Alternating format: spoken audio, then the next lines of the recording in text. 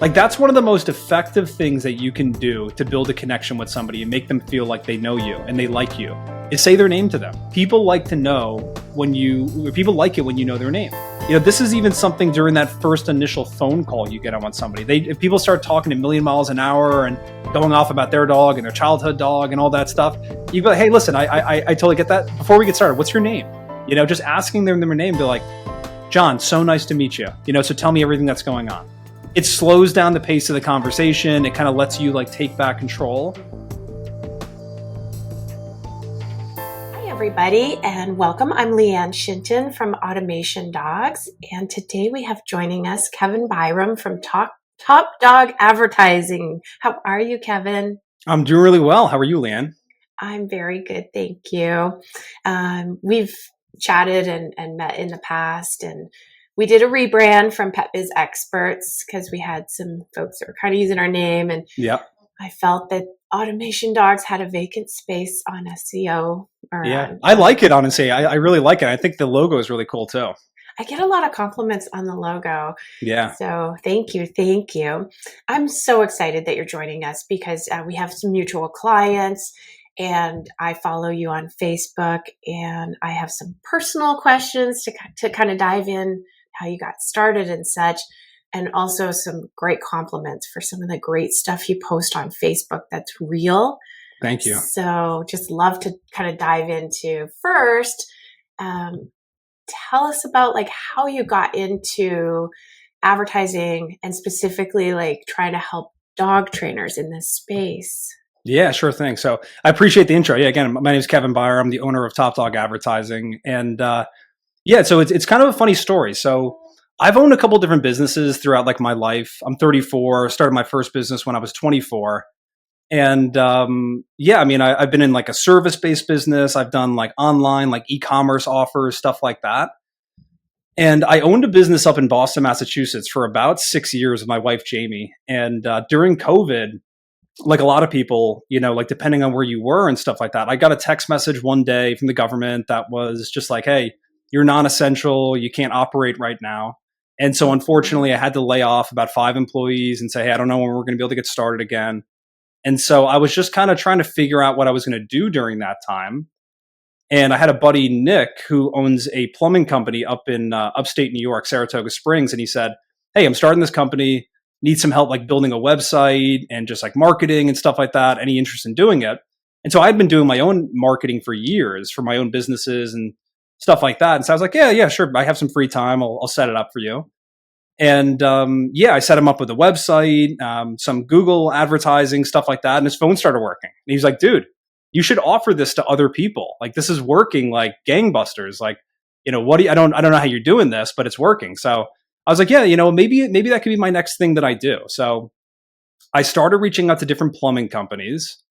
And I just kind of realized after a couple months of talking to people, doing some ads, I was like, I just kind of feel disconnected from it. I didn't really care that much about the plumbing industry as a whole. It just didn't fascinate me. And I know people that, own agencies for plumbers and they love it, but it just wasn't really my thing, So I was reflecting on it one day. I was just kind of thinking to myself, what is a cool business model where it's high ticket and they're kind of down to earth people, not super buttoned up and corporate and stuff like that. And they need help getting more clients. And so oddly enough, years ago, my wife and I, with our dog Sadie, had done a 2-week board and train. And I remember thinking at the time, that was kind of expensive. I mean, it was $2,000. And, we sent her away for 2 weeks and we went to go pick her up. And, they were doing the transfer go home session with us. And I remember thinking this is a really cool thing. And we just kind of fell in love with continuing to train Sadie when she came home and learn different things with her. And she's given me a run for my money, that dog, because she's always had some reactivity and stuff like that. But I feel we were meant to be with her because of all that stuff and just kind of teaching me more about training and having to research things because of that. And that's pretty much how it happened. So I was just thinking back on that business model, the whole dog training thing, and was I wonder if dog trainers need help. So I started reaching out to people and got connected with our first client, Tim Welsh, out in Topeka, Kansas. Shout out to Tim, still with us today. And the rest is kind of history. I really enjoy stories where a dog puts us on this path. Yeah. And it's usually because the dog is kind of a pain in the butt or Hmm. having some major health stuff going on. And we really have to dive in and figure this out. Yeah. And then we're like, this is my life now. Oh, totally. Yeah, it's so funny that like I was thinking about that the other day because like Sadie's about 11, 11 and a half now, and she's unfortunately has some health issues going on. So we don't know how much longer we're going to have her for, sadly. But I was really thinking like I have so much that I mean, my entire business I owe to her. It's a Yeah. crazy idea, but I really think about that. Like this dog that my girlfriend at the time, Jamie, my wife now, was so adamant we need to get a dog, and we were supposed to have a different dog, and then that fell through, and we ended up with Sadie. And Jamie picked her unknowingly because she was like when she went to go and pick the dog out, she was going for another one, and she saw Sadie sitting in the corner, all quiet, and all the other dogs were like running around and playing with each other, and she's like, "Oh, I want that one. It's so chill." And then we brought her home and realized like, oh no, she was just very fearful, like she wasn't chill. She was just like freaking out. And so, but yeah, I mean, it's just so funny looking back on it, like how that happens and how like a dog can really change your life. Yeah, absolutely. Like when I started, I was like, as a kid, I'm like, dogs, oh my gosh, they're so cool. But I think too, when I hit, like, I went to dog trainer school and I came back and I'm a dog trainer, I was like 17. But once I went like next level and I helped somebody, a family with that dog, Yeah. that's when it like really went next level because we can't just be into the dogs and, you know, we need to service the customers. They're the ones that are paying us. Yes. And I think that moment for me, like where I was like, I'm a dog trainer. I love dogs. Dogs are so cool. And now I'm helping people. And I'm not, I wasn't even that into people, which you have to be as a dog Yeah. trainer. That's a huge part of this job. Yes. Um, so yeah, so interesting though, your journey Hmm. as, involving the dog too. And taking you on this amazing path. And I Yeah. love on your website how Sadie has her last name, Byram. And also she is your marketing manager. Yeah. I thought that was really clever years ago when I put that on there, but I don't know. But yeah, I mean, it's so funny. Like, she really is like our first child. As insane as that may sound to other people, I'm sure Lianne, you get that. But we have two kids now: my son Ben, and my daughter Phoebe. And I look at her like my mom said this one time about our childhood dog. She's like, I was always waiting for our dog Allie to like grow up, put on a backpack, and go off to kindergarten or something like that. And like I see that with my own dog Sadie, where I'm like, I don't know, they become so entrenched and just so important to you in your life that they really just are like a family member. Definitely. Yeah. Definitely. But hey, I wanted to touch on something you just said there too, because I don't want to glaze over, because I think what you said is so true that, what I see with a lot of dog trainers is they're so good at that skill. They're so good at training dogs, and they think that's the only thing that matters. When Mhm. in reality, like you were talking about before, like you're not selling to the dog, you're selling to the human being. And you're selling the peace of mind that if they work with you, you can help get rid of the unwanted behaviors and the uncomfortability that that person's dealing with. And yeah, I mean, it's just interesting because so many people focus so much on the dog, when I think when it comes to sales, it's important to be able to show that you're a subject matter expert and I know what I'm talking about. And hey, here's the different things that we're going to do to make this better. But it really is, it's like, it's an emotional decision that people are making, and be able to speak to a human being on an emotional level and really figure out like, what are your pain points? And this program that I'm offering to you is going to be a solution to those pain points. You know what I mean? Definitely. Yeah, we train a little bit of training of the dog, but we got to train the human Yeah. how to handle the dog, how to train the dog. And yeah, there's so many variables there. One Yeah. thing I learned, like I was a young trainer, I was going to like the Canadian, because I'm from Toronto originally, and I was going to like the Canadian Association of, dog training. And I took this seminar at that, and something that really stood out to me, which I kind of already knew, but it was really nice to hear it. And that was like when you greet the owner with their dog, Hmm. greet the owner, look them in the eye and greet the owner. And as a dog trainer, we all know if you focus on the dog, you're going to make it piddle, you're going to get it jumping, you could get a bite. So it's always better from a dog trainer standpoint to be very careful and address the Yeah. owner and let the dog kind of come up on its own terms. And also, like back in the day when we would shake hands, you always want to be careful, when you reach out, shake the hand, that the dog doesn't bite your hand Right. then. Yeah. So dog training side, we all know that stuff. So that's why we maybe greet the owner, but really we want to greet the owner because that's a huge part of our job. Exactly. And what I always tell all of our clients is like, it's 2025. People have caught on. They know, like, if you're going to do a consultation, like, yeah, it is a consultation. You're going to see what's going on with the dog and evaluate the behavior and stuff like that. But it's also it's a sales appointment, like if that's how your sales process works, which is typically what we teach to people, like get on a call, set them for a consult, and then close them once you're face to face. And so that's not lost on people. I think that people know, like, hey, there's going to be an offer that's coming at the end of this hour-long session that I'm spending with this person, So I think that, like, a really good thing is what you just said. Like, it's a missed opportunity that a lot of people have. Like, walk in, look them in the eyes, shake their hand. Hey, John, I'm Kevin. So nice to meet you. I was really looking forward to today. Something as simple as that, Another thing we always tell people too is, like, give a compliment, It just takes the friction out of the equation. It's like all of a sudden, like, you move the conversation off of let's get right into business and start talking about money and into, like, hey, I love the area that you guys live in. Like, my wife and I always go to a restaurant around here, or, my brother-in-law lives around here, whatever that may be. But having some sort of human to human connection that's just outside of, like, let's talk about training, let's talk about money, let's talk about getting you started right now. Yeah. And another compliment ideas for trainers would be, obviously, your dog is beautiful. Yep.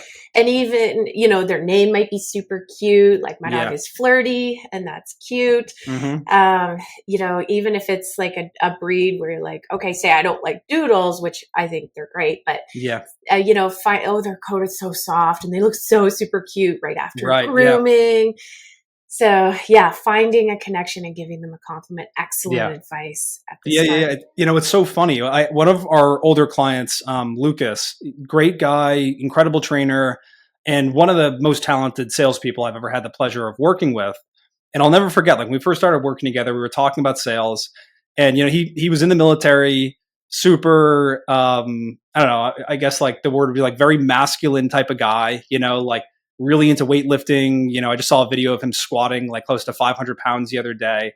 And, you would meet him and you'd be like, you would expect one thing, but he told me, he's like, when I go into people's homes and I walk in the front door and I get on my knee and I'm playing with their dog and, I'm using the term fur baby. He's like, I don't say that because I like to say that. I say that because I know it gets a rise out of the people, like seeing people seeing me say that. And that's the language that they use. Guy. Yeah, exactly. And so he's like, I know it's kind of funny when I say it, and, like, it gets a rise out of people. So I just think that, like, there's just little nuanced things like that makes all the difference in the world. Yeah. And something that you'd mentioned too is, like, as we go into that interaction, it's a sales call. Yeah. And one of the pieces that I do find that a lot of dog trainers kind of miss the mark on is getting the information from the client. When I talk to a lead and I'm trying to find out about them, I'm asking a lot of questions. Yep. And that is showing that I care, that I'm interested, and I'm also taking control of the conversation versus them saying, how much do you charge? How long is the board and train program? Can you help this? I want to take control and say, okay, let me ask you a few questions here so I can give you that information. And what kind of dog do you have? Oh, what's her name? How long have you had her?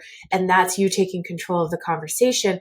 What I do find is a lot of dog trainers will have, like, maybe an intake form or something with like 76 questions. And that might be the opportunity to ask the questions personally. Yeah. Instead of just, here's my form, fill this out. Exactly. And every form field adds friction. Exactly. So they may not fill out the 76 questions, but you could use those 76 questions as your opportunity to sell yourself, show that you care. Exactly. Really well said. I also think that a lot of people draw the wrong conclusion. So what I've seen a lot of people do is they have a form like that, and then they say, well, if they're not willing to fill that out, they were never a serious client in the first Mm, place. Because if they don't do that, then they're not serious, right? And I can see how you can like think that way, but I just think that you're arriving at maybe just not the right conclusion there, because I don't think that it's like they're not interested. I don't think it's that they're just, not going to be a good client.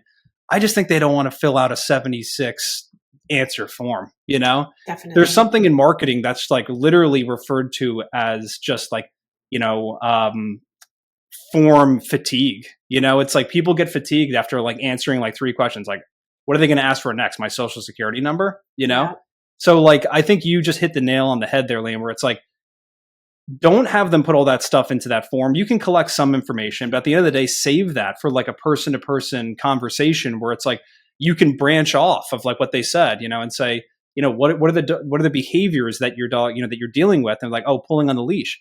All right, well, how does that, why is that important for you to get that fixed? Seems like a silly question. Like, obviously, I don't want my dog pulling the leash, but it gets them to verbalize out loud the negative emotions that the dog pulling on the leash is making them feel, if that makes sense. absolutely, absolutely.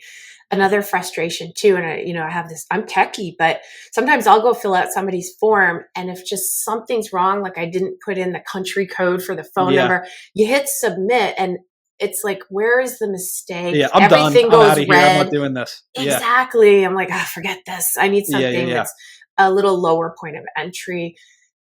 For us, what we try to do is we want to capture their information. So their email, their phone number, and their name. That's the most important part. Exactly. So we have them, like if you go to automationdogs.com and you start to book a strategy session with me, we just get that basic information. And then you move on to the next step, which is choose your date and time. But Exactly. if you don't actually follow through with the booking, the system's going to call you, the system's going to email and text you, and we'll try and be like, hey, I saw that you were trying to book a consultation with me. Is there any questions I can answer to help you get booked? Something like that, because that's the most important stuff to get. Exactly. Yeah. I mean, I'm fairly old school in the sense of sales that I'm like, I believe that most people, if they can get them on a phone call, they're Mhm. able to move them to an in-person evaluation. And so what you should really be focusing on is just not the sale, but what is the next step in the sales process? So the first step is just get the lead, and don't get like all jumpy and too overly excited once you get that lead, right? Like just get them on a call, build some connection with them, and then move them to the next, stage in the sales process. But that's what I see a lot of people do is like they're either trying to a lot of times I see people trying to sell in their marketing. And I think that's a big mistake. Like they're two different things for a reason. You go to a big company like Apple or something like that. It's not like they have one department that does sales and marketing. They have a marketing department, they have a sales department. So people will say to me like, why can't we just put like a number or like for my programs on the landing page? Or why can't we, like just try and like pre-qualify people with like all the copy on the landing page? And I'm like, because you're just going to alienate people. And people buy from people that they know, like, and trust. And especially with paid advertising, they don't know you yet. So they couldn't possibly like or trust you yet. They just don't know you. And so at the end of the day, the way you get them to know you is like you collect their information, you make them an appealing offer, a free consultation, or whatever it may be. Then you just smile at them through the phone and get them excited and let them know they're in the right place. Hey, we can help with this. Let's pick a date and a time to meet. And if you can get out there, the really ironic thing that I find is most trainers that we work with don't actually have a sales issue. They typically have an appointment setting issue. So I've Mm. had so many conversations with people where when I talk to them, they're like, I'm not making sales. I feel like I'm not good at sales. And we look at their numbers and we say, hey, how many consultations did you actually do? Like, how many people showed up? How many people did you make an offer to face to face? And like, well, I did 3 last month. All right, well, how many people bought? All 3 of them, right? Mm. And so you realize we're like 2 of them. So you're either at like 65 or 66%, all the way up to 100% closing rate. But the problem is you're just not getting enough opportunities at the plate. You're not getting enough consults booked. So that's why kind of what I'm talking about here is like going back to that. That's what we focus on with all of our new clients, especially. It's like, don't worry about sales, worry about getting leads, then worry about setting consultations, and the sales will follow. Excellent advice. Another thing that popped into my mind as you were saying that is not to pick on our dog trainers because we're trying to help them. Yeah. but I hear it a lot where they go into that first call as a pre-qualifying call Hmm. where they're trying to weed out the tire kickers. Right.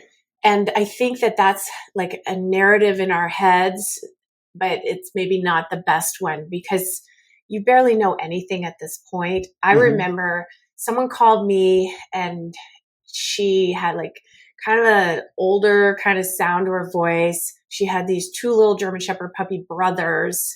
And I'm like, oh, lots of triggers going off for Lianne today in this call.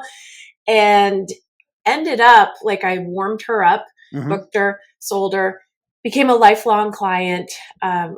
She was actually a retired police officer Hmm. and a retired travel agent. So she ended up helping me book a trip that I had to go on with my dog to Russia and like get all that. She was an amazing long-term boarding client. She had 3 dogs. She even at one point had like a heart attack. So I drove to her house and got in and took all the dogs to my house. Like Hmm. just an amazing client. But that first pre-qualifying call, I remember having that narrative in my head. I'm like, oh, this is not going to be good. Yep. So sometimes you're wrong. I was wrong. Yeah. Luckily, I booked her. But I find that call should be seen as like a warming call. And if you're trying to weed out the tire kickers, we have financing, options Yeah. like that. Exactly. Yeah. No, I'm so glad you said that. I mean, this is something that I have to stay very vigilant of, even for myself, which is noticing patterns that aren't actually there. Mm-hmm. So you're like, oh, this person reminds me of that person who was a difficult client. They were annoying. I don't want to ever deal with anybody like that again. And you become so guarded and you only try and bring in the unicorn clients. You Mm. know, I was just talking to our team about this, where a lot of trainers, what they want is, where are the dogs that's like, it's a healthy dog with good genetics and it's just like dealing with like, pulling on the leash, not listening, not coming when called. Why am I getting all these people like calling about like, potty training or incessant barking or, aggression where it's bitten another dog or another person or something like that. It's like, those are the bigger, especially the aggression stuff, the behavior modification programs. Those are the programs that people are going to be way more willing and quicker to pay for. People always are willing to pay more money in life when somebody can fix bigger problems for them, you know? And I just think that people will put up with annoying, like they'll put up with a barking dog. What they won't put up with is a dog that's like a bite risk that could cause a lawsuit for them, Mm-hmm. you know? Yeah, definitely. And having good customer service along that journey with them could help you really sell your bigger package. Yes. As Yep. statistics have shown, if you have good customer service as a business, people trust you, you're going to sell that bigger package. Yes, for sure. Yeah. And I kind of got off on a tangent there. I think you were, originally talking about just kind of don't judge a book by its cover before. I think that's Mm, excellent advice. I think what I was really trying to get at there is kind of like you start noticing these patterns and you start feeling like, I yes. just don't want to deal with that again. And it's always worth the conversation. And again, like I think, should there be some qualifying done? Absolutely. Like I always tell our clients, if you get massive red flags from people, hey, I've been on disability for 30 years, I have no money, probably not the person you want to give an hour of your time to for free. But everybody else who's just calling and they're a price shoppers to me are just people who haven't been sold yet. And Yeah. so there's a lot of people that when you draw the conclusion of people are either ready to start training or they're not, right? And it's like what you've done is you've made your service a commodity and you're like, hey, dog training is all the same thing. And if they're ready for dog training, they're going to buy it from me, right? But again, people are not making rational purchasing decisions from my point of view. It's an emotional purchasing decision that they're making here. And so the only way that you're going to get them over that hump and to get them to stop focusing on price is going to meet with them and make them see that this is such a good offer that they should really feel silly saying no to it. The last thing I'll Definitely. say about that too, that we hear that from a lot of our clients that they're like, they asked about price. And what I always think about is like, of course they asked about price. It's kind of an important thing, Yeah. and they don't really know what other question to ask. So don't get upset by that. Just kind of like understand that that's just an objection. That's just like the first objection of many that I'm going to have to handle here to get them into the consultation. And talking about price, one thing that I've always felt strongly about is I don't put my prices on my website. Yeah.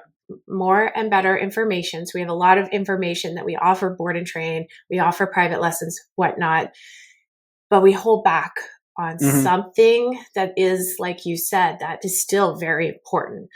But it's just that thing that we are kind of encouraging people to reach out so we can capture their information and then nurture them. Because nowadays, statistics show anyway, 80% of leads will convert after the sixth to eighth follow up. Yeah. So, they saw the website, the automation spits out an email, a text, you call them, but they may still need a bit more nurturing. And that's where you want to capture their info. They probably won't even reach out if they see all your prices and they're like, great, I got all the information I need and I'm not interested. It's too high because you haven't had a chance to show your value. Exactly. Yeah. I just always think about it from my perspective of what would I be willing to pay for? And the analogy I always use is like if I was trying to get my bathroom remodeled and I called a couple different companies and the first person I speak to is like, well, what are the general dimensions of the bathroom? What do you want to do? Okay, it's going to be 20 grand, whatever the number is. I could be totally way off on that. But, and then you call another person, they kind of do the general, like, same thing, right? And you talk to a third person, he's like, oh, like, are you guys from the area originally? Like, did you just buy the house? That's awesome. Congratulations. And you know what? I'm actually going to be in your neighborhood on Wednesday. Like, why don't we pick a time where I can drop by and like, I'll bring over some tiles for you to look at. I'll take some measurements. I can show you some of our work that we've done for some other houses in the area. Here's some references, like different stuff like that. Even if that guy is more expensive, he's probably gonna be my boy because he actually gave me the time of day Mm. and actually made me feel like I was like getting my questions answered and I'm getting like what I want out of this. A lot of times, like what I always think about is we're selling high ticket offers here. You're selling board and trains that are like minimum $2,000 all the way up through 4, 5, 6, 7, 8 grand, right? And so there's not many things in life that I would pay for personally. I don't know about you, Lianne. You might agree with this, that if I'm talking to somebody for 5 minutes, 10 minutes over a call and that number comes out as 4 grand, I'm going to be like, yeah, I need to think about it. There's no trust built there. It's like, there's not many things in life that I would feel comfortable after a short conversation paying $4,000 for and saying, hey, here's my credit card. Yeah, I'm definitely that person. Some people, Yeah. yeah, they go for that. But I have like buyer's paralysis. Yeah. Yeah. Yeah. So you'll never be able to close me in the first Mhm. conversation. Yeah. And that's where just checking back in is really important, that like, I didn't sell it. Let's try and turn that maybe into a yes. Exactly. And just checking back in. I remember, like, I've been told by many mentors in dog training, like, if you don't sell it in the consult, that's it. They're dead to you. That's it. But there's actually a big opportunity if you follow up. It shows you care. Hey, just checking in. How's Sadie doing? Did you have any other questions I can answer? And I promise you, the other dog trainers are not following up at that stage. Yeah. I think part of it is some of them are like, I didn't sell it, so we're done. Or it is kind of awkward. Like, sorry, I know you said you were interested, but just checking back in.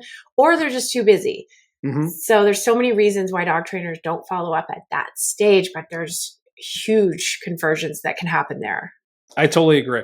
The low-hanging fruit is the person you go and do a consult with. They say yes, process a deposit, and great, you're in. That's not everybody. That's not how everybody's going to close. And like you said, like it takes multiple attempts. It takes people seeing you several times in order for them to be like, you know what? Yeah, I'm ready to do this.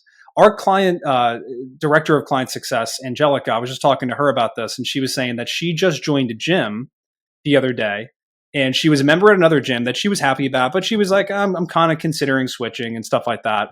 And so she went to this other gym to just kind of check it out, and they got her on a list. They got her number and they got her email, and they must have a really good, CRM where they're following up with people and stuff like that. And she said, I got messages from them every single week. And one day I was just like, all right, you know what? I'm going to do it. And the offer was 1 penny to get started today. So you pay us a penny and you're in, and then your card gets charged again like 2 weeks later for, the full amount for the month or whatever. But it just goes to show you, she's like, if I wasn't getting those text messages, I probably would have just forgotten about that gym and been like, you know what, I'm happy enough where I am, moving on. I'll revisit this in the future if I ever want to change. But the fact that they kept staying in front of her, it was just enough to kind of get her across the finish line, you know? Absolutely. Yeah, I recently landed in Flagstaff, Arizona, and I'm like, I'm going to be here a while. I need to find a chiropractor. So I Hmm. messaged a whole bunch of them, like, which one's going to be the right fit? And I'm like, I was so busy, I don't have time. But this one kept staying in front of me, and I'm like, Hmm. great. So when I have a chance, I'm going to go ahead and just get booked with that one because that's just right top of mind. Yeah. And I think with dog training, it it can be a lot like needing a chiropractor where it's like, well, when it really hurts, then I'll go Hmm. because my dog is driving me crazy or embarrassing me. But it can be a bit of a luxury too, where, you know what, I'm going to train my dog once the kids go back to school. Hmm. So staying in front of them, and when the kids go back to school, they'll be ready. Exactly. Yeah. Puppies, very similar thing. Like, hey, that dog's not old enough to train with you yet, you know? Put them in a stage in a pipeline, you know, like you guys have all that figured out, you know, with your CRM where it's like you put them in a stage of that pipeline and it's just like, you know, when the dog is of age, when it's 6 months or older, you know, I know to follow up with this person, you know, because like they still need training, you know, like there's going to come a time where that dog reaches that age. And if you're the first one to be there, Mm. and on top of that, you gave them the time of day in the beginning, you met with them and you told them, hey, here's what we're going to do. I'm going to get you guys on a calendar for this date and this time where we're going to talk when your dog's able to do this and stuff like that. That to me is just so much better than just only taking the dogs that just so happen to fall into that category of can get started right now, you know? Yeah. Yeah, and some of them don't have the puppy yet. You know, they're Exactly. still Yeah. looking. Maybe you can offer your services. Hey, you know, I'll do a session with you and we'll go through the breeds and talk about your lifestyle and just show that you care, get in front of them, and then mark it on your calendar. All right, they're going to get their puppy. You know, they order from a breeder. February is the date. I Hmm. will be following up, like leading up to, okay, you guys are getting the puppy soon. Any questions beforehand so we can Yeah. preemptively stay ahead of, you know, all the potty training and the good things you need to be working on. But such an opportunity there. Yeah, that's really well said. I think that's brilliant. You know, the idea of just selling them like even one session over Zoom, even where you're like, I'm going to help you guys make the best decision to know which dog to pick, you And know? you don't need to be in person. Zoom is perfect for that. Yeah. Because, you know, they say, and I've found this to be true, I'm sure you have as well. It's like the easiest person to sell is someone who's already a client of yours, you know? Mm-hmm. They're already working with you. You help them pick the dog. Like when it's time to train that dog, who's the inevitable person that they should go and work with? It would be insane for them not to ask you to train their dog at that point, you know? Yeah. Yeah. You're part of their little babies. Like, Yeah. you know, picking out that little baby. Yeah, it doesn't happen too often. I wish it happened more where people would reach out to us Hmm. so they don't get the wrong dog for their family. Yeah. Um, so yeah, excellent, excellent advice. I think too, in kind of thinking about that specific, you know, variable, taking notes and putting them in, I mean, where are you going to put them on a post-it note and stick it on your computer and you're going to call them in February? Like Yeah. having a CRM or a calendar, even if you don't have a Exactly. CRM, throw it on Google Calendar, the beginning of February, reach out, but put your notes in, make sure you know their names and the breed that they're thinking of and whatnot. Have those notes so that, because you can't remember everything when you Exactly. call back, Yeah. you're As much as I like to think I can remember everything, like I can't even remember what I had for lunch yesterday, you know? So, yeah, I mean, organization is one of those things yeah. that personally for me, it's a little bit painful. Like, I don't love it. I'm not that type. I'd rather just be like, hey, put me on calls with people. I love to sell. I love to talk to people, troubleshoot problems in real time. But yeah, I mean, it's not something that's a negotiable thing. It's like it's a non-negotiable. You need to have a way to track leads. You need to have a way to follow up with people. So yeah, I mean, setting reminders for yourself, like, hey, on this day, at this time, follow up with this person. And I think you were spot on there too, Lianne, where it's like take detailed notes on them because it is so much more meaningful if you can reach out to somebody and say to them, you know, hey, John, this is Kevin from ABC Dog Training. You know, just following up on our last conversation we had a few months ago. How's training going with Sadie? You know, that is Mhm. so much more personalized than, you know, reminder. We had a call, you know, 6 months ago. Like, are you interested in training now? Obviously, that's like very extreme and that would be a ridiculous message to send. But the point is just saying, like, hey, following up, you ready to get started yet? That's not going to be as effective as saying to somebody, something more personalized, their name in there, their dog's name, being able to mention something about that original conversation of their dog doing, or something they really want to be able to do with their dog when it's old enough. It just adds that personalized touch, and people feel like, again, they're speaking directly to me. Absolutely. And that made me think about the dog's name. I have one salesperson where we set up the CRM and we always get the dog's name, because in the subject line, you can slide the dog's name in. And if I see like, how's Flirty doing? I'm like, I'm going to open that email. Like, I want to probably respond. Like anything with your dog's name, it could spike those dopamine levels. Exactly. And the client knows they already entered that information. And so hearing the salesperson say, all right, great to talk to you today. And what's your dog's name? Well, they know they already entered that information of the dog's name. So it's like this untrust. So if you have it, get the dog's name and say the dog's name. Don't ask again. Is there something you already asked for? I couldn't agree more. I mean, this is another thing too, just going back to the whole sales thing. You brought this up. When you walk into the house, you shake their hand. Like, would you ever feel like you know somebody or they know you if they don't know your name?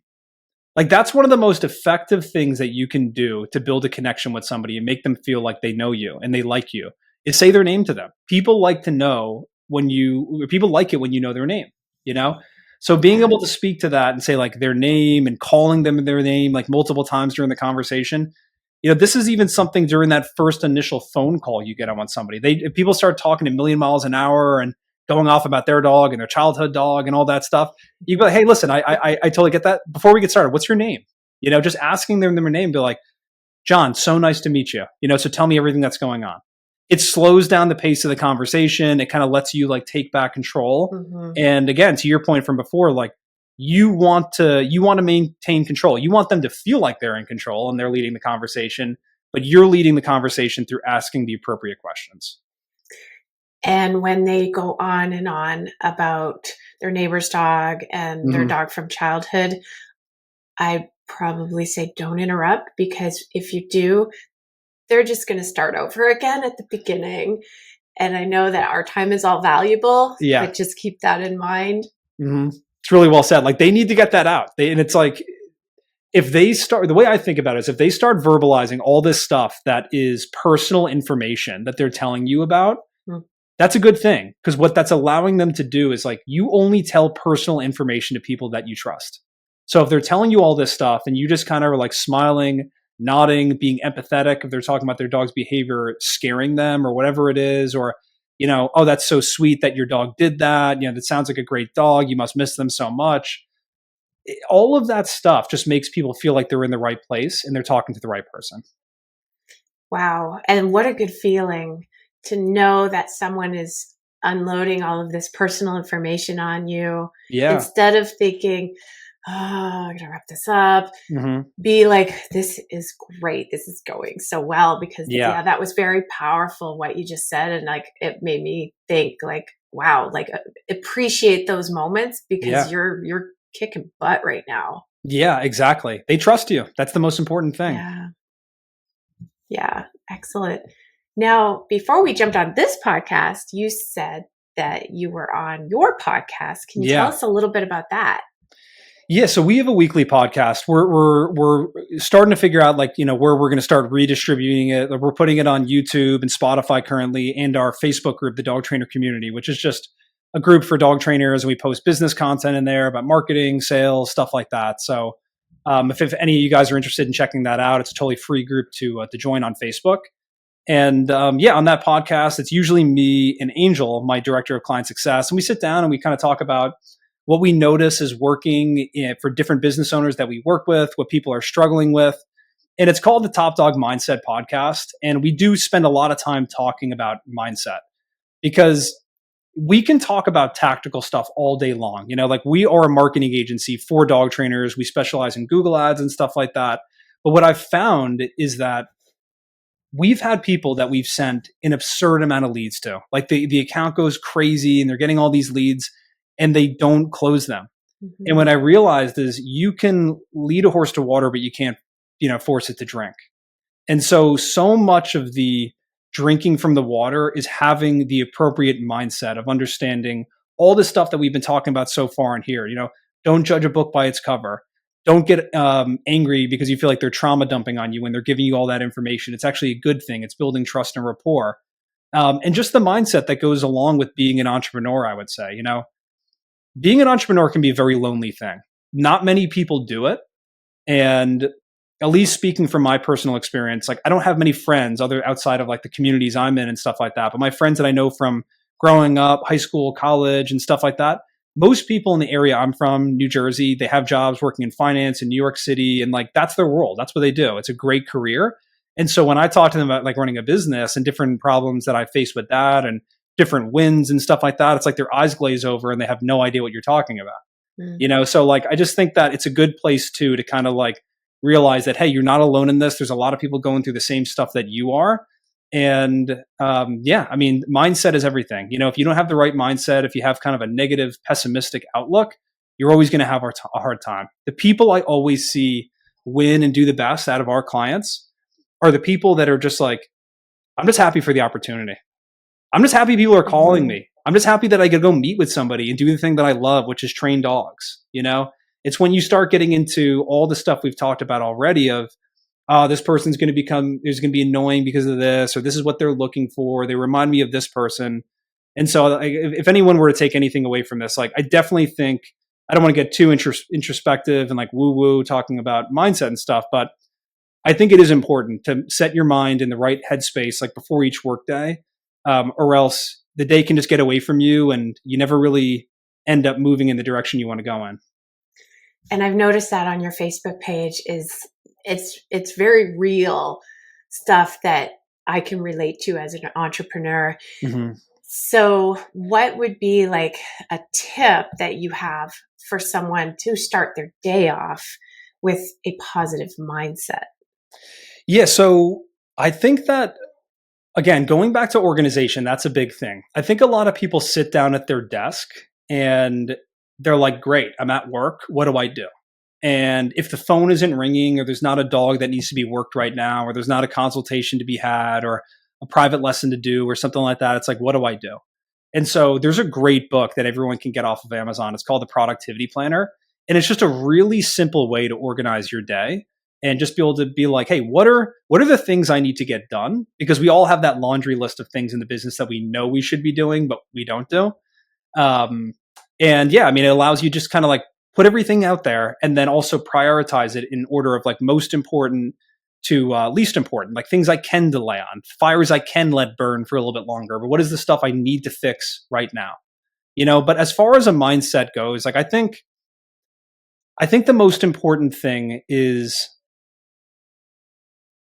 not having a victim mentality. And I'm saying that Mm. because I had that for a while where like I didn't have what I wanted and I was blaming others and I was blaming outside forces as far as why I wasn't getting what I wanted. And I think that's the first thing, because as soon as you recognize, it's a very freeing idea that this is on my shoulders and this is going to be what I make it. It's not my mom, it's not my dad, it's not my old basketball coach or anything like that. It's like, it's not my old boss who said I wasn't a good trainer or whatever it is. It just, every day is a fresh start. And you get to sit down and realize that, if I go into this with the right attitude, if I go into this with like positivity and I just do the things that are high leverage activities in my business, like good marketing, focusing on places where you can generate leads, good sales process, the rest will take care of itself. Thank you for that transparency that, you had a different mindset and now you've shifted. Um, yeah, that's very powerful. And I think too, when you speak about like, I call it that busy work where it's like, I Mm-hmm. got to get this done.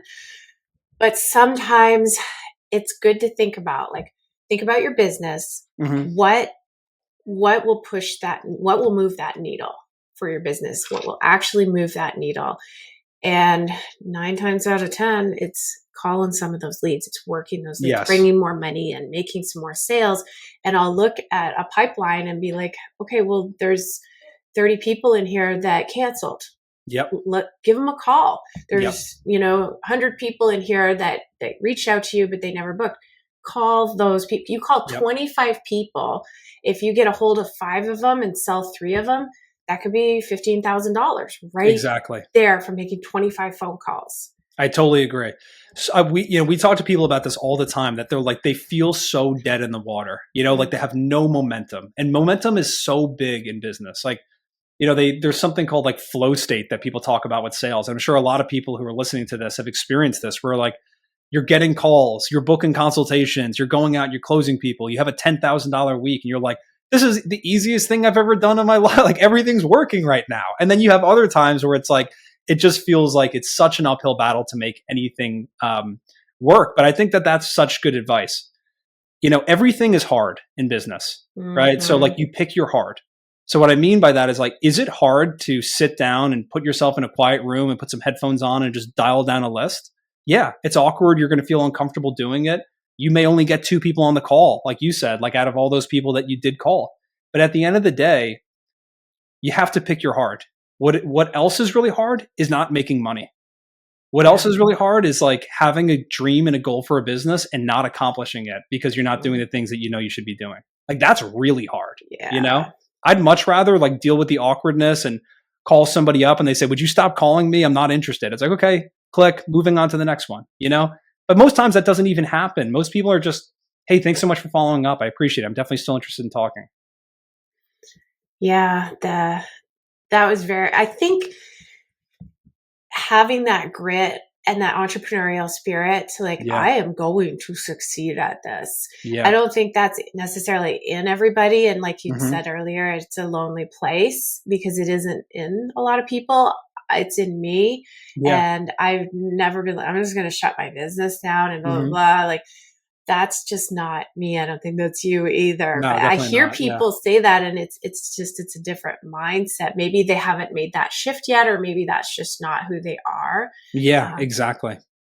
Yeah, you got to really want it. And, when I talk to people, like, it's so funny. I look back and listen, not that I'm the greatest entrepreneur in the world. There's people that would look at me and be like, comparatively speaking, you look at somebody like Elon Musk or Jeff Bezos, and they're operating on just this plane that to me is like insane, But there's always levels to this. And, many times throughout my life, I've had somebody, a friend or my wife saying like, hey, would you mind talking to, so-and-so's brother? He's interested in starting a business. And what I always think about is like when I get on that call and they say something to me like, hey, I really want to do this business. I've been thinking about this for like the past year. I'm like, cool, where are you at? Like, what are you doing right now? Well, I'm working on getting the LLC filed. I'm like, you're done already. You don't work on getting an LLC filed. You file the LLC in 10 minutes and you're done on InkFile, or LegalZoom. Yeah. And so it's like when people are like, I'm strategizing. I'm thinking about like the way I want to like, like run my business. And I'm like, just do the thing. Just go out to Home Depot, start conversations with people. Say, hey, we offer free consultations. Like, when can I come out and meet you and your dog? Yes. Like there's so much of that you just sit there and pontificate for years and never actually do anything. The guy or the girl who takes action will beat the person every single day of the week who just thinks about it nonstop, incessantly. Yeah. Well said. And so many of us want it to be perfect before we launch it. But yeah, you're going to just spin your wheels for hours and hours and days and months and years on ChatGPT trying to make this perfect plan. Yeah. But really, you got to get out there and live it. And that's when you'll, start to worry about perfecting it, but just get going and take action. Exactly. And like the website thing too, like I'm working on my website. It's like, you have no traffic going to your website anyway. It's not how people find you. It's not your client acquisition system, So is it worth working on all this stuff and making it better? Of course. Like should you have a good website? Yeah. Should you have a good social media presence? Should you have a great CRM, a good Google ads, all that stuff? Absolutely. But like, do not let perfection get in the way of good enough. That's the whole thing. Just get started and just get some momentum. Like I promise you, as soon as you get that first client, like you're going to feel so much better and you're going to be addicted to doing that thing. A lot of, for me, like what I find this stuff boils down to, and I'll just speak from personal experience. Like when I have a resistance to doing something, or I'm telling myself that type of stuff where like, it's not ready yet. It's gotta be, it's gotta be better. A lot of what that is just fear. It's like fear of like, what if I put this out there, I try my hardest and it doesn't actually work, which is a really painful thing. But what I've found is when people really give their full effort and there's no half measures, they take a full measure and they really do the thing that they're setting out to do. Very rarely, if ever, does somebody fall flat on their face and it doesn't actually work. I think you'll be pleasantly surprised at how capable you actually are if you really just devote yourself to just doing it. Yes, and consistency too, getting out there. So if it's something like I'm going to go to a vet today and drop off my cards and bring them, Yeah. a pizza or subs or something fun for them, consistency. So 6 weeks later, put it on your calendar. Yep. And nurture that, that relationship. Exactly. Because we had, when we first moved to California, in Oceanside, California, we had one vet and it was putting food on the table like crazy. We trained for free. We trained all of their staff and we did like a lunch and learn. We drop off a form where there's like, how many pizzas do you want? What day do you want us to deliver? Blah, blah, blah. We're just going to take 15 minutes to tell you about our business. If you don't even feel comfortable talking to them about that, then don't worry, but at least get in there and start to take some action there. Yep. And, I even ended up going to the doctor's house and training his tortoise because he couldn't get his tortoise to get in the pen. And I'm like clicker training a tortoise and luring. And it was a wild ride. But that one vet was huge for us. Yeah. The goose that laid the golden egg, as they say, Yes. And I had a great call. We did a client success interview yesterday with one of our clients, Aiden, who's out in Colorado Springs. And I mean, he laid so much of this out. And we're going to post that interview in the next couple of weeks here. But I mean, he was talking about just something as simple as, at Dunkin' Donuts, they have these gift cards and they'll actually put your company's logo on it if you want to give them out. And it's like, go and get, 10 of them, right? With your company logo, $10 on each one or whatever you can afford to do. And what I always think about is like, I think a lot of people have a resistance to walking into a vet's office or a groomer or a daycare center because they don't want to deal with the reality that there could be rejection waiting for them. Like you may get, hey, we're not interested, please don't come back or something like that. Again, that hasn't been my experience. Most times people are pretty cool about it. They're like, hey, leave some cards. If somebody needs a trainer, like we could definitely put you on the list of other trainers here too.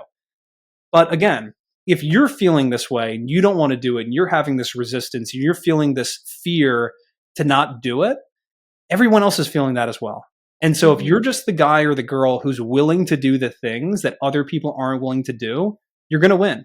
And so if you can just muster up the courage and the strength to walk in there, and again, if you're walking in there with a gift for them, you don't need to have, the greatest sales pitch in the world. You just need to be like, hey, I just want to stop by and just introduce myself. I have this box of donuts for you. Hope you guys enjoy your day. And they're going to be like, hey, who are you? What's your deal? Tell me all about you. And so go in there with the idea to give first, and then that'll be reciprocated. Power of reciprocity. Yeah, exactly. If you go in there with like, I need you to refer me business. How do I get on the list to make money from you? People do that with me. And I'm like, people come to me and they're like, hey, I have this awesome offer for this portal that you can put like trainings on and stuff like that. Like, how do I promote it to your clients? Like, I want to get this in front of people. I want to have a partnership with you. I'm like, not to sound selfish, but what is in this for me? It's a massive liability for me to work with you. I don't know you. I don't know if you're serious or if you're going to be gone in 2 months doing something else. And I've, sent a bunch of clients your way and stuff like that. And so you need to earn people's trust. If somebody came to me and they're like, hey, I love what you do. Here's what I think I can do to help with what you do. Like Lianne, what you invited me onto this podcast. You know what I mean? Like, you and I have had great conversations in the past. I'd love to have you on mine as well. It's like, it's a relationship and you try and help each other out. And then at the end of the day, if there's overlap there and you can send each other business, it's so much easier to build a business relationship like that than just trying to, how do I get them to make me money right away? You know what I mean? Yes. And one of the things that came to mind is, how can I help them?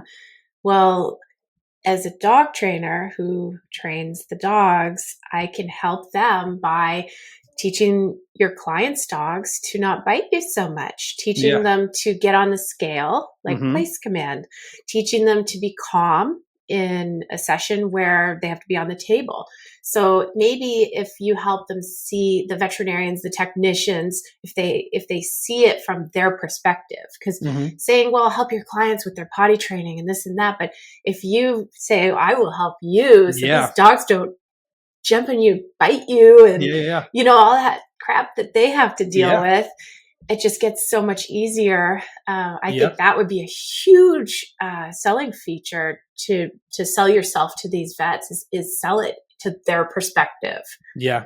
Extremely well said. And I just think that on that point, you go in there and you exactly what you just said. You make them feel like this is a solution for you. I'm not selling Mm-hmm. a solution to your clients. I'm selling a free Love solution that. to you to make your job easier and train your staff. And who wouldn't want that, you know?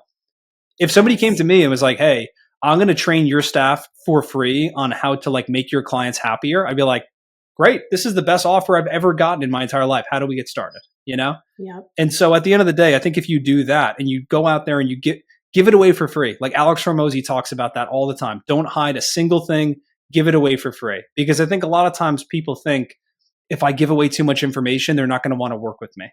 And Mm-hmm. it's just not true. Like you can't solve all their problems in an hour, you know? And like they're going to need to work with you. And so there may be some people that take just that little nugget of gold away and it fixes their problem, whatever. Great. They got their problem solved, you know? But like that person even could go and refer you to other people because of how impressed they are by you, by what you were able to do with them in that short amount of time. So I just think like you give the stuff away for free, you give them value, you give them a life-changing experience, and they're just going to be like, you need to work with Lianne. You know, like she's the only dog trainer I would Yeah. recommend. Yeah. And that's so powerful coming from a veterinarian or a technician. Yeah. That is so impactful for that client to hear that when you get them on the phone, like, how did you hear about us? Oh, that's great. Say hi to Dr. Smith for me Yeah. next time you're in. And just them, wow, like they're really tight with the vet. Like that means a lot. I Yep. also had a trainer I was talking with the other day, and the client made a mistake with the dog and like left equipment on and caused a hot spot, stuff like that. It happens. And because he had such a strong relationship with the vet, he was able to call him and be like, hey, like that's not the equipment. That's not me. That was the client and blah, blah, blah. Yeah. And so because sometimes this stuff comes up and we lose sleep over it. And we're like, oh my gosh, like we've done everything to prevent these kind of accidents from happening. But we're in a high risk industry. There's the clients, there's the dogs, and there's staff. There's so many variables. So Hmm. having a connection with a veterinarian, I've had to bring dogs into the hospital. Like, I'm Yeah. like, it's 12 o'clock at night and this puppy seems to have a fever. Off we go. Hmm. And my vet has my information on file. They know I'm a dog trainer. So Hmm. they understand that this is not my dog I'm probably bringing in. Yeah. And they Yeah. understand that weird dynamic. I Yep. already have an account with them, multiple dogs on file where I'm like, here we go. We're off to the vet again. Yeah. And just Exactly. get that trusted relationship going. Yeah. And like you want to have somebody like that who's in your corner who understands Mm-hmm. your business model. And again, you know, you have this symbiotic relationship where you both kind of feed off of each other. And at the end of the day, like they're going to be like, okay, they send us a lot of business. A lot of, you know, our own clients come from this dog training company. We send them a lot of clients. So when Lianne is having a puppy who has a fever, like I got to open up space ASAP to get her in because I know how important it is that like this doesn't go south here, you know? Yeah. Yeah. Yep. I love this conversation. I hope that it helps somebody because, Yeah. like you said earlier, a lot of it's fear. And then we don't want to go into the veterinarian just to try and sell ourselves. But sometimes we have to go in because puppy has a fever. Yeah. So, yes, so Yeah. many reasons to nurture that relationship. For sure. And you know, just to, you know, I don't know if you want to move on to a different topic here, but I just want to say this too. Like, this is kind of corny, and I'm embarrassed to admit this, but my mom said this to me one time, and it always stuck with me that you know, fear just stands for false evidence appearing real, and I think that so much of that is kind of like, let's use the example of like calling your old list of leads. Like, really sit there and think about why you don't want to do it. You know, what is your aversion to it? Like, what is the fear that is boiling up inside of you? Like, are you feeling like, hey, I may call this list of leads and they may say, like, I'm not interested, leave me alone, and have to deal with that awkwardness? Is it that you're going to call and no one's going to answer and it's going to be like, I wasted all my time? Is it going to be that you call them and, you know, you talk to somebody and they said, hey, thanks for calling me back. We actually found somebody. We're doing a 4-week board and train with one of your biggest competitors, because that's a really painful thing to hear as well. But again, it's like false evidence appearing real. Like you don't even know if any of that stuff is going to come to fruition. And you just start like extrapolating and coming up with stories in your mind of like, if I do that, this is going to happen. And then I'm going to have this negative consequence because of that. And it's like, I think one of the most important things as an entrepreneur to be able to do is not worry about stuff that hasn't happened yet. Put all that stuff aside and just do the thing.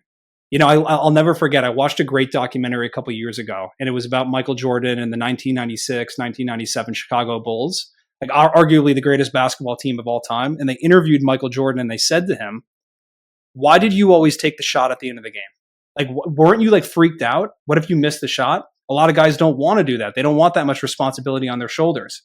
And he said, it gives me the goosebumps thinking about it. He said, why would I possibly worry about something that hasn't happened yet? Wow. And like, that's like the guy who's like the pinnacle of basketball. You know what I mean? Yeah. And so I just think that like the greats in life, the people who are the most talented salespeople, that's the way they operate. Like, I'm not going to worry about stuff that hasn't even happened yet. Let me just do the thing and see what happens. Yes. Very, very motivating. Yeah. And remember too, that people opted in.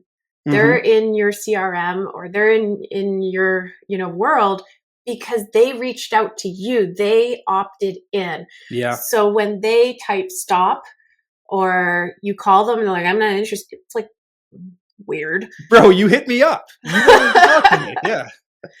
So don't feel bad. You're not just cold calling out of the blue. These are leads that are sitting in your network that opted in to get information from you. So if they are like, no, don't call me anymore, I'd be like, weirdo. Yeah, super well said. It's like, you hit me up. Okay, I guess you're not interested. Like, moving on. Yeah. And I think too, don't get offended if somebody does say stop, because that's just the way the world works now. And it happens. And it's just, oh, stop. Now, I sometimes will opt in for something, but I may not want the text messages. I just want the emails or the phone calls. So just because I wrote stop on text messages definitely does not mean that I don't want the emails or phone calls. Trust me, I opted in for a reason. And I have one dog trainer who's like, if they write stop, make sure to take them off of everything, put them on do not disturb. And I'm like, okay, but not what I would do. Exactly. I always say, like, I'm the middle child in my family. I'm the peacekeeper between my two brothers. Like, I was always trying to like stop the arguments and the fights and stuff like that. And so this was something I needed to kind of like really face myself when I first got into business. And, a lot of our client acquisition in the beginning was just like on Facebook, hitting people up, DMing them, hey, how's business going? And I heard a lot of really rude stuff and people said some cruel stuff to me, but it's how I got my business going. And what I've really found over the years is I was always so in the mindset of like, I don't want to upset people. Like, what if I say something and it annoys them? And what I really have found is like, most people just won't respond if they really don't want to do it. And if you come across some psycho that like says something really weird to you or cruel or something like that, like, block them and move on. Yes. Simple as that. Yeah. We have one of our clients is a very viral dog trainer, and he blocks them. Like, you don't need that. You don't need that negativity in your life. That's why it exists. That's why there's a block button, Love the block button. Yeah. Well, this has been such an amazing conversation. I cannot believe that it says we've been an hour already. I know. Unbelievable. I really appreciate your motivation today. And sure thing. Thanks for having me. Yeah. I just want to add to one thing about motivation is I like to go outside and just be in nature, take my dog for a walk. And I was watching a dog trainer's like reel or something, on Facebook, and they'd actually done a study on humans where they took half of the depressed humans, put them on Prozac, the other half, they said, you're going to walk for 60 minutes a day. So 1 hour a day. And apparently it was the same result the walkers got for 60 minutes a day. And his reel was kind of showcasing, like, think about that from your dog's perspective. Because we put, the dogs get on medication for behavior stuff. Maybe just take them for a walk, give them some exercise. But for today's conversation, we're talking more about the humans. Yeah. Go for a walk, get outside, and take your dog with you too. Yeah, I couldn't agree more. I think that let me preface, I'm not a doctor, obviously. This is not medical advice, but I just think that we live in this world where, it's very easy to get prescribed medicine. And I definitely think there's a time and a place for that. Don't get me wrong.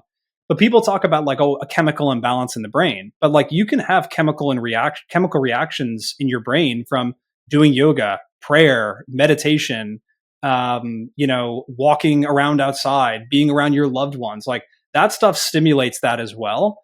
And so, yeah, I think that's a really interesting point that you brought up because, do things outside of your business that make you happy.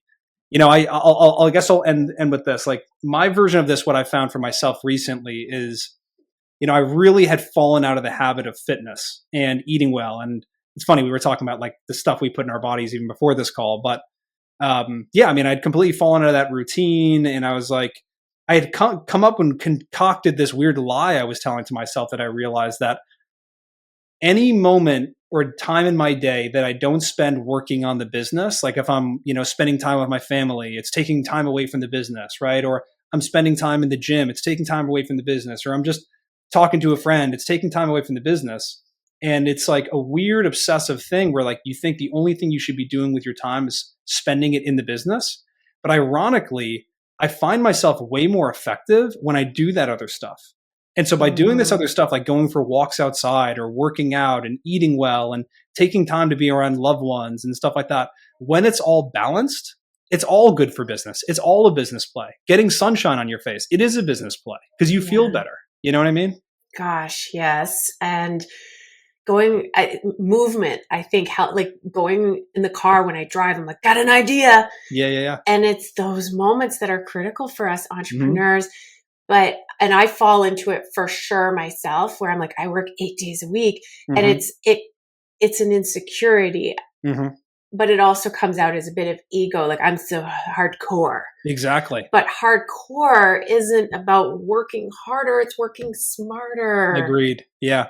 Because there's people out there that are working 3 days a week and 4 hours a day, and they have a business that makes $20 million a year. And you're but I work harder than you. It's okay, well, which one do you want? Which business would you prefer? Yes. Yeah. Yeah. Awesome conversation. I'll just share a little bit of where I am too today, because I came down to my best friends in Kansas, Lenexa, Kansas, right on the border of Missouri. And I'm helping her with her business because she is going on a vacation to Scotland. So this weekend, I am running a dock diving seminar. Oh, nice. Yes. So if anybody wants to visit sitnowstay.com, that is where I will be for the next few weeks, making sure that there's no fires to put out and that her business is doing amazing. She uses our software, so it's very easy for me to answer the phones and things like that. I said she better have some good automations in place before the trip. Yeah, definitely. Just wanted to share that if anybody wants to check out our dock diving seminar at sitnowstay.com. But yeah, we're already over an hour. I can't believe it. Thank you so much, Kevin. I would love to be on your podcast. Absolutely. We would definitely do that. Awesome. Well, maybe share again where people can find you, your website, socials, the Facebook group. Yeah, sure thing. Yeah. So like I said, my name's Kevin. I'm the owner of Top Dog Advertising, and we are a Google Ads, digital marketing agency specifically for dog trainers. So if you guys are looking for advertising, you feel like you're not getting the lead volume or lead quality and just the consistency in your business, feel free to check us out, topdogadvertising.com, or hit me up on Facebook, send me a friend request, Kevin Byram. I'm on Instagram as well, kevin.byram. We're on YouTube with our content and stuff like that. And I'm always in my Facebook DM. So if there's any questions I can answer for you guys, anything at all, nothing for sale. I'm happy to help anybody out if you're part of Lianne's community. And just let me know if there's anything we can do to help you. I think that our original plan for this conversation was to dive into the marketing stuff because that's your wheelhouse and we want to help dog trainers learn that. So I want to ask if you would please be on for part 2. Yeah, definitely. We'll have to do that for sure. Yeah, because there's just so much information that you would have as a professional. What's going to waste your time and your money not to do and the things to do. So you obviously want to help. So I think that would be a really good focus for our next one. 100%. And if anybody has any questions and they want to like leave them in the comments section, and anything about like, how do I optimize a Google account or something like that, like I'm happy to literally answer anything for you guys on another call or something like that with Lianne. Super. Well, thank you, Kevin, so much. I really appreciate your time and your wisdom. Yeah, sure thing. Thank Thanks you. for having me. Yeah, thanks for joining us. Thank you, everybody, for listening. Again, I'm Lianne Shinton from Automation Dogs, a software CRM for dog trainers. And get out, walk your dog, and hopefully you got some good takeaways from this podcast.